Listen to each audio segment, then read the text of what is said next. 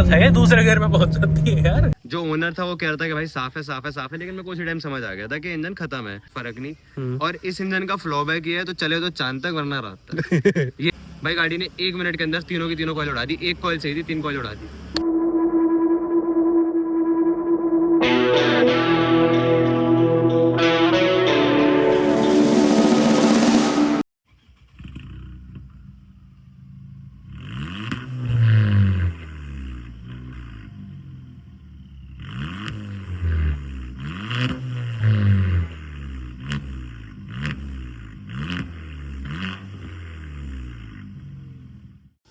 नमस्कार जी, मैं शुभम संगवान, स्वागत है आप सबका मेरे चैनल पर। अब देखो, कुछ गाड़ियाँ ना ऐसी होती है कि जो हमारी यूथ की जनता है उनको बहुत ज़्यादा पसंद होती है और एक हिसाब से उनकी पहली ड्रीम कार होती है कि अगर हम पहली गाड़ी खरीदें तो ये गाड़ी हो। अब स्टार्टर्स में ले तो हैचबैक में फॉक्सवैगन पोलो का बहुत तगड़ा नाम था, लेकिन अब ना इंडियन मार्केट में एक ऐसी गाड़ी है जो कि अगर सेडान सेगमेंट में हम लेके आए ना तो एक बजट स्पोर्ट्स कार का जो है रोल अदा करती है। ये है मेरे साथ आज स्कोडा की लोरा। और इस गाड़ी के तहत ना बहुत लोगों के सवाल होते हैं कि सेकंड हैंड ना ये गाड़ी थोड़ी सी सस्ती मिलती है, लेकिन उसके अंदर ना कमियां बहुत सारी निकल के आती है, कोई सर्विस से रिलेटेड, कोई पार्ट से रिलेटेड, कोई कुछ। और इसकी ओवरऑल जो एक हिसाब से क्या बोलते हैं अपना परफॉर्मेंस जो है वो बहुत ज़्यादा क्वेश्चनेबल लोग रखते हैं कि अच्छी है, बुरी है, कैसी है, टर्बो कितना रिलायबल है, इंजन कितना रिलायबल है। और सेकंड हैंड ले अगर हम सस्ती है गाड़ी, उसके ऊपर लेने के बाद हमें कितने कुछ पैसे लगाने पड़ते हैं कि ये गाड़ी चलने की कंडीशन में होए। और इस गाड़ी को एक बार तुमने ट्यून व्यून करवा लिया तो फिर भाई सही में एक हिसाब से बजट स्पोर्ट्स कार का रोल अदा करती है, क्योंकि इस गाड़ी की परफॉर्मेंस इस लेवल में पहुँच जाती है कि ना ये गाड़ी पकड़नी बहुत ज़्यादा मुश्किल हो जाती है। तो स्कोडा लोरा से रिलेटेड जितने भी सवाल है वो क्लियर करेंगे आज हमारे साथ। तुषार भाई, क्या हाल है? बढ़िया भाई, आप बताओ कैसे हो? बहुत बहुत मुबारक हो, कई दिन पहले आप ये गाड़ी ले आए थे और आज जो है इसका एक ओनरशिप एक्सपीरियंस मैं आप सबके सामने लेके आया हूँ, जिसके अंदर तुषार भाई जो है पूरी कहानी बताएंगे कि इस गाड़ी के ऊपर जाने का उनका क्या कुछ रीज़न था और क्या कुछ अभी तक का एक्सपीरियंस रहा है, आगे से पीछे तक की सारी चीज़ें जो है अब हम ओनर के मुंह से पूछेंगे। तो सबसे पहली चीज़, कब ली थी, कितने की ली थी, कितने की पड़ी थी और इसके ऊपर जाने की वजह क्या थी? भाई तो स्टार्टिंग से बताऊं, गाड़ी मेरे को पड़ी थी अराउंड 2 लाख के आसपास। ठीक है, 2 के समथिंग लाइक दैट पड़ी थी। लिए हुए मुझे इसको हो गए 5 से 6 महीने हो गए। निकाली बाहर चलाना जो बेसिकली कहते हैं वो मैंने 2.5 या 3 महीने पहले चलाना स्टार्ट करा, क्योंकि उससे पहले इस गाड़ी में सारा काम ही हो रहा था।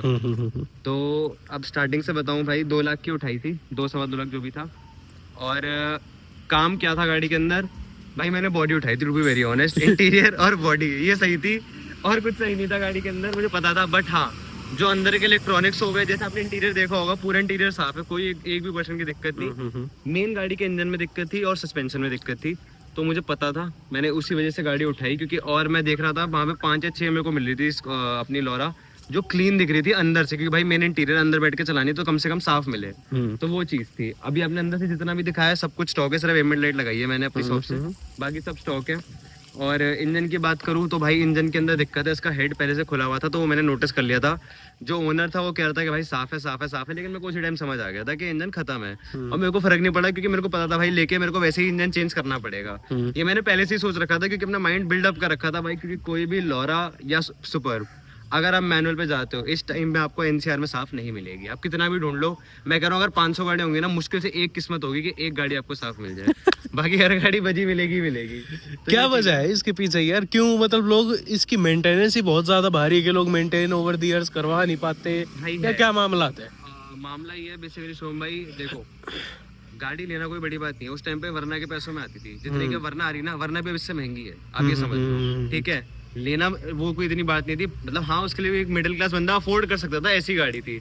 लेकिन अगर हम बात करें ना मेंटेन करने पे, इंटरनली गाड़ी के अंदर जो मेन हमारे इंजन और पार्ट्स हो गए वो इसके लिमिटेड आते हैं, उसमें तो लोकल बहुत आते हैं। सबसे बड़ी चीज जो मार्केट में अब दिक्कत है, लोकल आते हैं। और जो कंपनी से जो maintain, company basically company wise squad है, 10 ऑटो आपने सुना होगा, तो भाई मेंटेनेंस भी था। फॉक्सवैगन 10 ऑटो, तो भाई वही मेंटेनेंस भी वही थी, 10 ऑटो वाली मेंटेनेंस थी।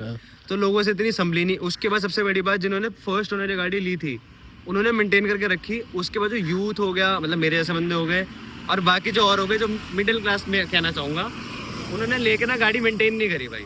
आप जितनी भी देखोगे सब सारी सेकंड ओनर मिलेंगी, उन्होंने गाड़ी ढंग से मेंटेन नहीं करी। मतलब आप हंसोगे, मैं जब ये गाड़ी लेके आया था, इतना आपको पता होगा वीडियो में कौन से कलर का कूलेंट डलता है, पिंक पिंक या पर्पलिश टाइप में जो आता है भाई, गाड़ी में ग्रीन कूलेंट हाय हाय भाई तो ये चीज थी। क्या कर रखा था अब क्या यार। ही कर सकते थे, तो वही चीज थी भाई, मेरे को समझ आ गया था इंजन गया हुआ है। अपने नोन में ये गाड़ी थी, सुपर्ब थी, डीएसजी वाली, हाँ 42 या 43 चली हुई थी गाड़ी, और फैमिली में नोन की ही गाड़ी थी। हाँ गाड़ी उनको स्क्रैप करनी थी, इंजन मैंने ले लिया।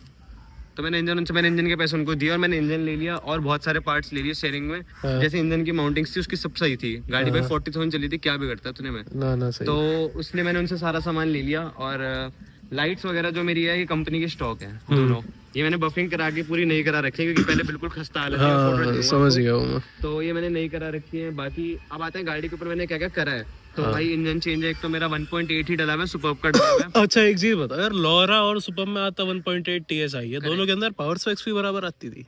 भाई जितना मुझे याद है, आई थिंक सुपर्ब की थोड़ी सी पावर ज्यादा थी, अच्छा जितना मुझे आइडिया है सुपर्ब का, क्योंकि सुपर्ब की बेसिकली ट्यूनिंग थोड़ी सी और डिफरेंट थी।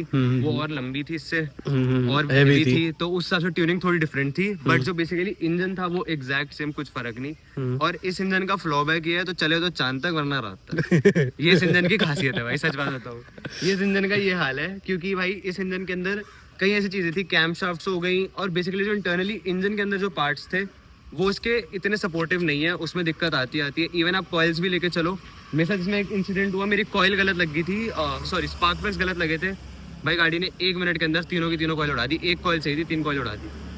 तो मैंने सोचा, अब ये सोचो मैं अपना आराम से जा रहा हूँ, गाड़ी ने हल्का सा मिसफायर करा, मैं समझ गया दिक्कत है, लेकिन जब तक मैं खड़ी करता गाड़ी, क्योंकि ट्रैफिक में फंसा हुआ था, जब तक मैंने साइड में लगाई मेरी 3 कॉइल उड़ गई, और हाथों मुझे 8,000 रुपए की 4 नई कॉइल डालनी पड़ी कंपनी की। तो ये भाई देखो, मैं इन गाड़ियों को बहुत ज्यादा छुई मुई मानता हूँ। शौकिया गाड़ी है, बिल्कुल है, ठीक है, आपने एकदम बढ़िया कंडीशन में रखी हुई है, बढ़िया कंडीशन की मिली है, तो इनसे बढ़िया एक हिसाब से गाड़ी नहीं, अगर ड्राइविंग हिसाब से आप देखना चाहो। प्लेजर बहुत है, प्लेजर बहुत है ड्राइविंग का, वो आपको ड्राइविंग प्लेजर जो है अलग वीडियो मिलेगा, तो अभी चैनल पे नहीं हो, अभी सब्सक्राइब कर लो, क्योंकि अगली वीडियो में जो है अपनी तरफ से इसका जो है पूरा रिव्यू मैं दूंगा, चलाने का और बैठने का सारा सिनेरियो। अब बात भाई वही है, मैं सबसे भारी क्वेश्चन मेरा यही है, रिलायबिलिटी वाला कितना है। सच बताऊं, जब से इंजन चेंज करा है, हाँ अभी मुझे इस गाड़ी में इतना ट्रस्ट है, तो मुझे जहाँ बोलोगे ना कि तुषार भाई कल सुबह चलना है, मैं इस गाड़ी को मैकेनिक तक भी नहीं लेके जाऊंगा चेक कराने, इतना मुझे इस गाड़ी पे भी भरोसा है। अच्छा, क्योंकि मैंने मेन में भाई देखो, मेन टेस्टिंग होती है, एक बंदों का मिथ होता है कि भाई इंजन चेंज हुआ गाड़ी का, अब ये गाड़ी सही नहीं रहेगी, सबसे बड़ा फैक्टर है। भाई मैंने कहा इंजन चेंज करके जितना मैं इस गाड़ी की बजा सकता था ना, मैंने उतनी बजा के देख ली, इस गाड़ी ने कहीं धोखा नहीं दिया। अच्छा, तो वो चीज है, तो मतलब बिल्कुल एक हिसाब से 40,000 चली हुई गाड़ी हो रखी है। हाँ बिल्कुल बिल्कुल, मीटर पे 78-79 लिखा हुआ है, जो पहले वाला इंजन था। तो यार पुराने वाले इंजन, मतलब तुम यूं कह रहे हो कि इतना अनरिलायबल है कि 70-80 हजार रुपए में वो 70-80 हजार किलोमीटर पे उड़ गया। भाई मैं बताऊं, वो मीटर भी बैक था, पहली बात तो बहुत क्लियर मीटर बैक था। गाड़ी मेंटेन करने की बात है, इस इंजन को आप मेंटेन करके रखोगे तो बहुत अच्छा चलेगा। हल्का सा भी मैं कह रहा हूँ, आपने एक कंजूसी भी करी ना कि भाई एक पार्ट खराब हुआ, मैं सस्ता डाल रहा हूँ बाहर से, तो ये गाड़ी जवाब दे देगी। ये इसके साथ ये है, यही जवाब चाहिए था मुझे। अब बहुत ज्यादा ना इजी मानते हैं लोग कि अगर हमने ले ली ना, चाहे फॉक्सवैगन की ले ली, चाहे स्कोडा की ले ली, फॉक्सवैगन स्कोडा में मेरे को ना हल्का सा फिर भी थोड़ा बहुत फर्क लगता है। फॉक्सवैगन थोड़ी सी बंदा ना संभाल सकता है, हल्की फुल्की, वो स्कोडा और ज्यादा टेढ़ी गाड़ी है। आप एक चीज बताओ, मैंने 2 लाख की गाड़ी ली, हाँ गाड़ी लेते चौथे दिन मैंने 1.5 लाख रुपए का तो इंजन डाला है। तो ये बात यहीं आ जाती है। देखो ये गाड़ी आपको सेकंड हैंड मार्केट में बहुत सस्ती मिलेंगी। ये गाड़ी आपको, ये मॉडल हो सकता है 1.5 लाख, 1.25 लाख रुपए की भी मिल जाए, जो फिर वो ऐसी होगी कि ऊपर के 1.5 पौने 2-3 लाख रुपए ऊपर के ले लेगी, चलने लायक हालत में आने को। और बहुत चीज़ें देखनी होती है। देखो अगर बिल्कुल आपकी बहुत तगड़ी ही किस्मत है कि आपको कोई फर्स्ट ओनर ऐसी गाड़ी चमकती हुई मिल गई जो बिल्कुल ही शुरू से आखिर तक कंपनी से मेंटेन्ड है, फिर आपको जो है लेना बनता है उस गाड़ी का। उस गाड़ी का आप चाहे 50,000 रुपए मार्केट वैल्यू से ज़्यादा दे दो, उसके कोई खराबी नहीं है, 4 लाख रुपए मार्केट वैल्यू से ज़्यादा दे दो, लेकिन तुम ऐसा एक लोहे का कनस्तर उठा लाओ जो तुम्हारे लेने के बाद खर्चा ही करवाता रहे, उसका मेरे को आगे से पीछे तक कोई फायदा नहीं लगता है। एनसीआर में फर्स्ट ओनर लॉरा आपको मिलेगी भी नहीं, ये भी बता दो। आप कितना भी सर्च कर लो ऑनलाइन, नहीं मिलेगी। अब अगर एक आगे आप मिलेगी, अगर 200 गाड़ियां चली होंगी ना, तो एक मिलेगी ही नहीं, क्योंकि सब सेकंड ओनर है गाड़ियां। लेकर भाई शौक पूरा करके बेच देते। देखो मैं बताऊं क्या है, ये जो महंगी गाड़ियां आती है, थोड़ी लग्जरी सेगमेंट की आती हैं, ये लेते वो हैं जो संभाल सकते हैं इस गाड़ी को। फर्स्ट ओनर जो कंपनी से उस गाड़ी को खरीदता है वही है जो डायरेक्ट इस गाड़ी को संभाल सकते हैं। जो कंपनी में सर्विस कराता है बेसिकली, हाँ, सबसे बड़ी बात है। सबसे पहली बात तो यही, कंपनी सर्विस करवाते हैं। फिर आ जाते हैं सेकंड ओनरशिप वाले लोग, हमारे जैसे लोग। अब हम तो भाई देखो कार एंथुसियास्ट हैं, हम गाड़ी को शौक से ज्यादा गाड़ी को अपना घर समझते हैं। तो शौक सेकेंडरी है, प्राइमरी चीज है गाड़ी को मेंटेन करना हमारे लिए पर्सनली। जिनके लिए प्राइमरी चीज ही शौक है ना, वो लेके घुमा फिरा के बजा बुजू के हर गाड़ी को एक तरफ कर देते हैं। फिर वो थर्ड ओनर ढूंढते हैं कि भाई अब तुम्हारे हवाले में कौन साथी हो। चेपने वाली चीज, हाँ, चेपने वाली चीज। तो चिपना चिपाना नहीं है। मार्केट में बहुत सारी चीजें चल रही है, आपको बहुत ध्यान करके रखना पड़ेगा। तो ये चीज हो गई। अब ये हो गया भाई ओनरशिप का, ठीक है। अब मेरे को बताओ अभी तक का, पिछले 2-2.5 महीने का अभी तक का आपका चलाने में क्या कुछ एक्सपीरियंस रहा है? भाई रॉकेट है भाई, रॉकेट। क्या मतलब, और बहुत गाड़ियां रखी है आपने अभी, वरना थी वो तो चलो एन थी, पर आगे पीछे की कई चीजें, कई गाड़ियां चलाई हैं। पोलो भी रखी थी, GT TSI DSG वाली। हाँ वो भी तो रखी थी, वो तो भूल सब चैप्टर से निकल गई वो गाड़ी।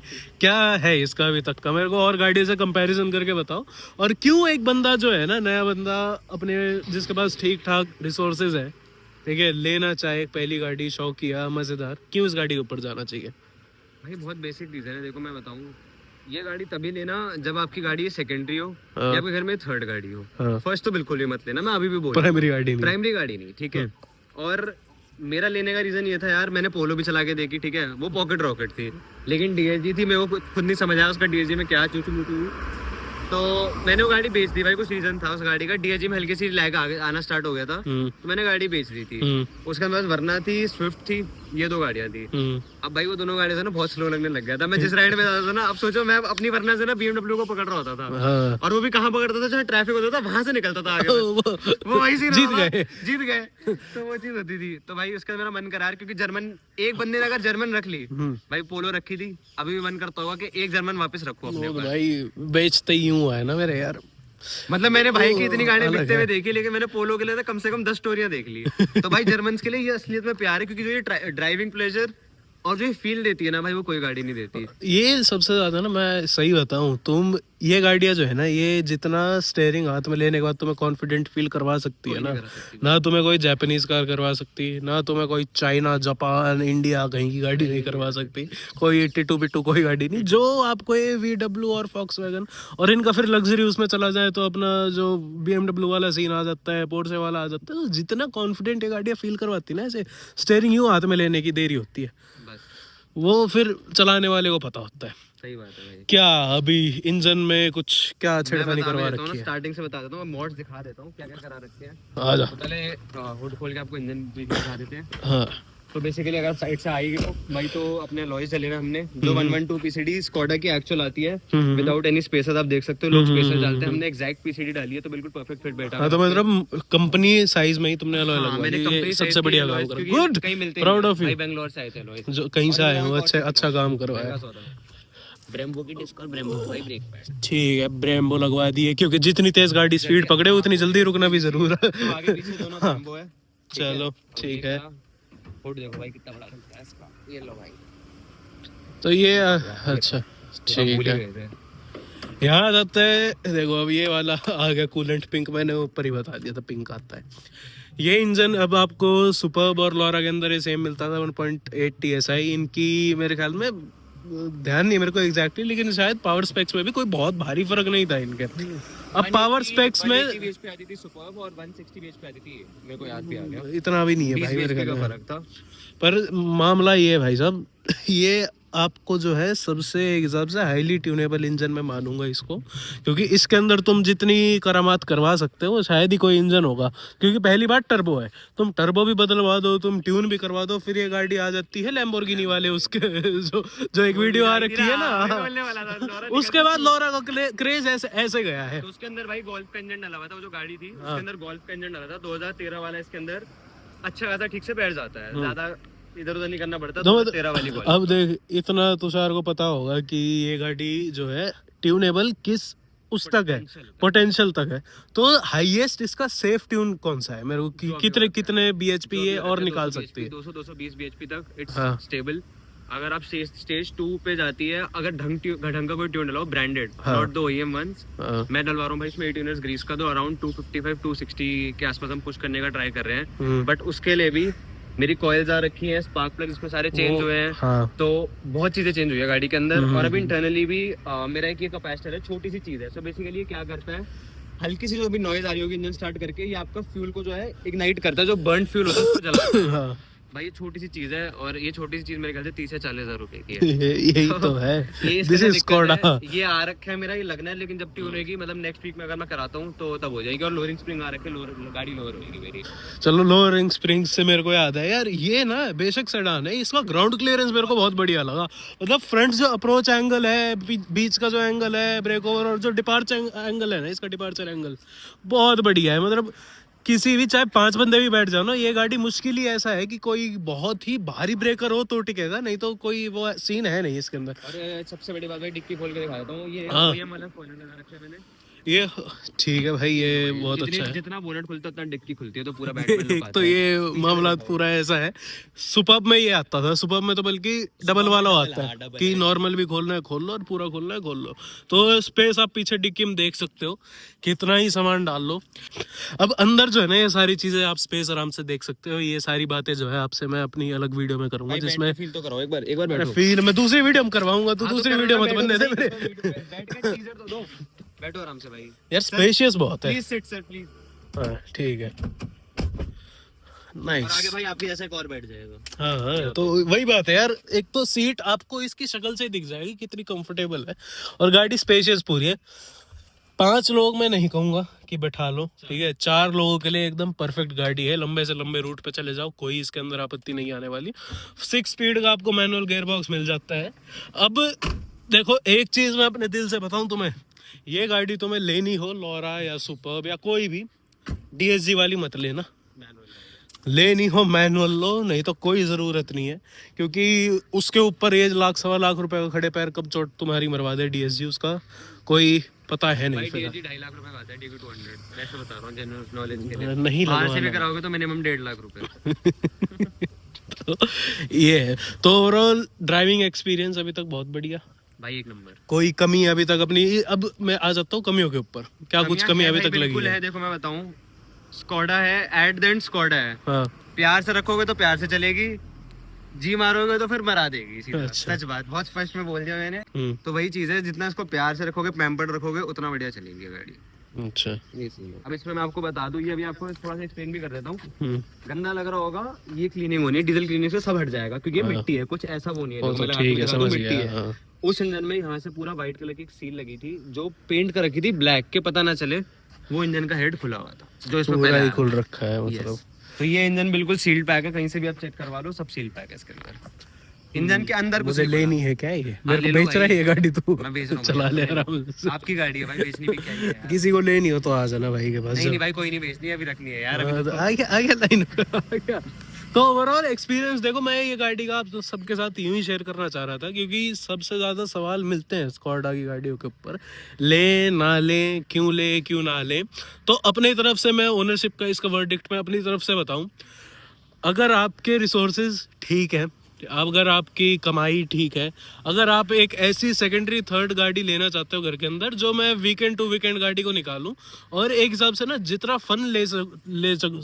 ओह माय गॉड, असली बैटल तो ये वाला, मैं वही देख रहा था।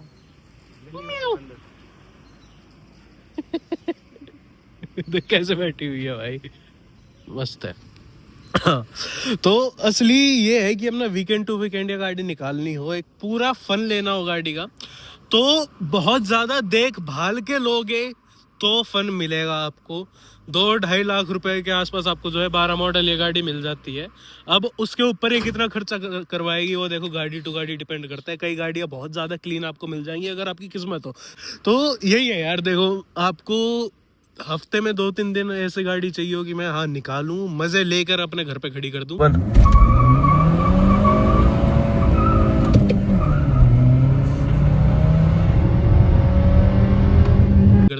तो कोई दिक्कत नहीं, इस गाड़ी में 2 से 2.5 लाख के बीच में आपको बढ़िया गाड़ी मिल सकती है। उसके ऊपर कितना खर्चा करवाएगी मेरे को उस चीज़ की गारंटी नहीं है। मिनिमम 2 से 3 पेटी भाई।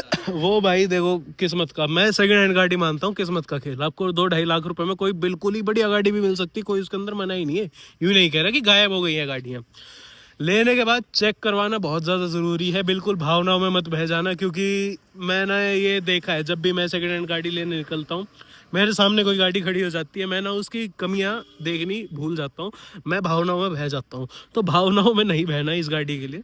और आपको एक रिलायबल ही चीज़ चाहिए हो बहुत ज़्यादा, तो बहुत ज़्यादा अलग ब्रांड्स आ जाते हैं। आप टोयोटा की ऑल्टिस के ऊपर जा सकते हो, फिर उनसे जो है ना अपना परफॉर्मेंस वाली चीज़ हटा देना। परफॉर्मेंस चाहिए आपको तो इसके अलावा कोई गाड़ी नहीं है, या तो सुपर्ब लो या तो ये लो, बिल्कुल ही आपको पीक टर्बो वाली परफॉर्मेंस चाहिए, नहीं तो एक रिलायबल चीज़ चाहिए तो गो फॉर होंडा और टोयोटा। खैर यही थी आज की वीडियो, आशा करता हूँ आपको अच्छी लगी। यही था एक ओनरशिप एक्सपीरियंस तुषार भाई का, और यही थी स्कोडा की लोरा, जिसके खर्चे का सिस्टम मैंने आपको सारा बता दिया है। और खुद चलाकर मेरे को क्या कुछ ये गाड़ी फील होती है वो आपको जो है अगली वीडियो के अंदर देखने को मिलेगा। तो यही थी आज की वीडियो, आशा करता हूँ आपको अच्छी लगे। ऐसी वीडियोस आपके लिए लाता रहूँगा, तब तक के लिए आपको पता है क्या करना है, चैनल पर नए हो सब्सक्राइब करे बिना मत जाना। मिलता है अगली वीडियो में, तब तक के लिए धन्यवाद।